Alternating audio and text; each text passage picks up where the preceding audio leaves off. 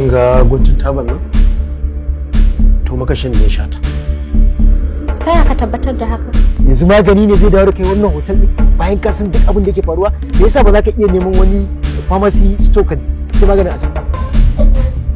Ke idan baki daina wannan kukan ba. Dan haka idan ka fita daga ɗakin nan Allah ya tsine mu a baka. Kaga ba ai ne mu zama da billahi Wallahi ma ka kai. Wai ku me alma ne?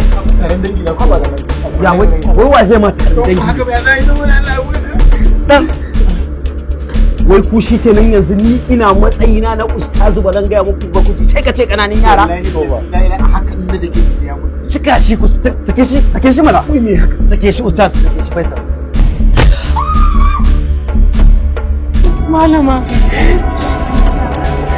Murya Amina ne shi. Subhanallah. Malama kin yi sakaci da yawa. Kar ki sake barin wani ɗalibi fita daga ɗakin nan. Gani nan ina zuwa. Amma idan so kake saka kafan wando dai da kai na rantsi da girman Allah sai na sama ba hagu wani. Duk motsin da na ji to harbi zai yi. Saboda haka ku kiyaye.